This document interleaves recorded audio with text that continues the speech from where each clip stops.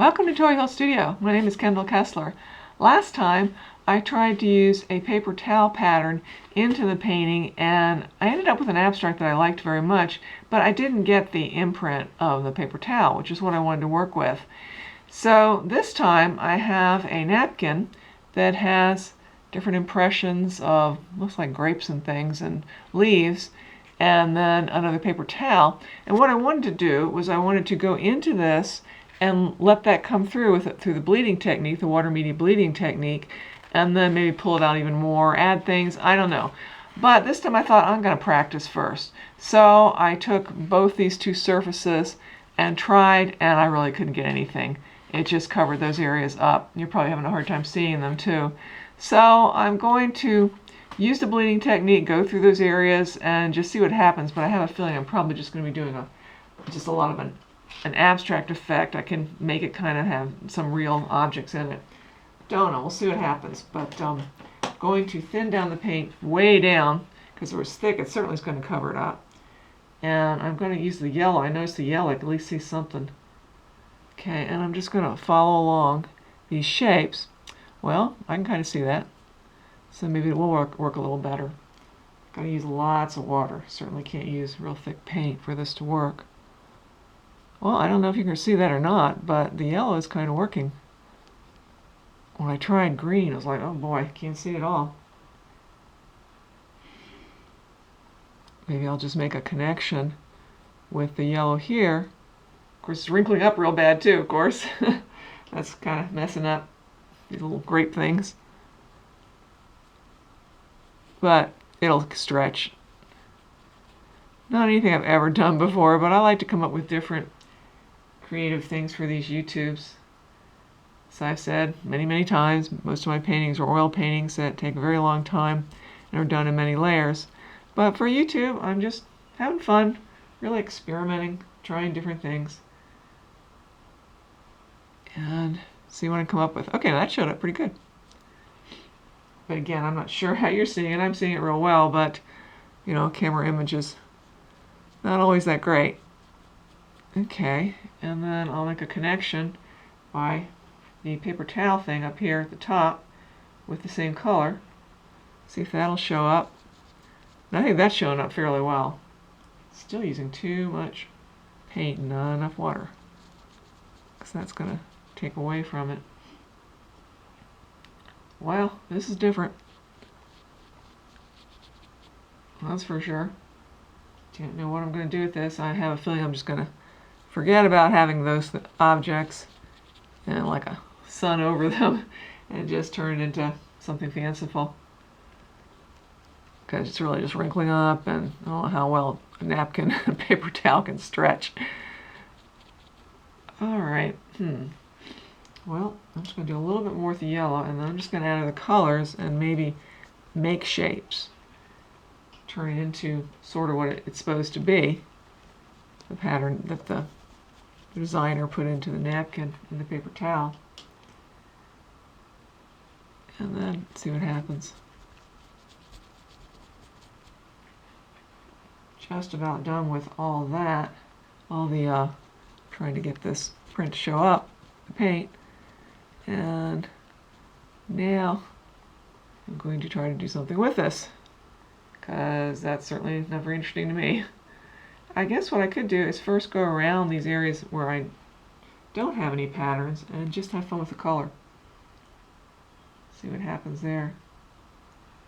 It is fun to watch the paint bleed into it. Not a water media artist, so this is a little tricky for me. But I kind of doubt that many watercolors try to do something like this. They of course use very good paper with high rag content so that the paint can sink in properly. Okay, now that's kind of interesting. See, I can go around those shapes, and that sort of brings them out so that you can see them a little better. You can always get a very small brush and really go into them and bring them out. I don't know that I want to do that. That would take a very long time. I mean, there really are little clusters of grape things here. I certainly don't want to spend all the time doing that. Or I don't know how long the paper napkin's going to hold up for me before it starts maybe just splitting, which it just might do. Wow, this certainly is different for me. The light in here is very strong. It's very rainy outside, so I've got real strong contrast. Don't have any sunlight coming in. This is very, very strong. Well, I kind of think it's interesting to look at. You do kind of see one cluster of grapes right there. I don't know if you see them anywhere else. It wasn't really my intention to actually have the definite objects. I just was hoping they kind of become an interesting pattern within this. Let's see. I'm going to get some red into this. Into this area in here. Starts crumbling away on me.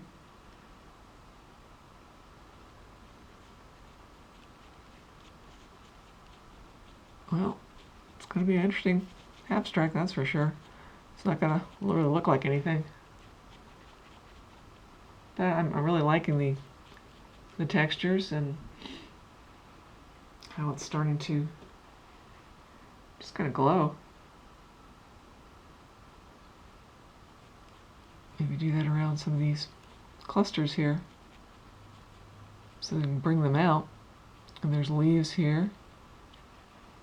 Still not going to be able to really see them as what the patterns are, but just kind of bring them out a little bit.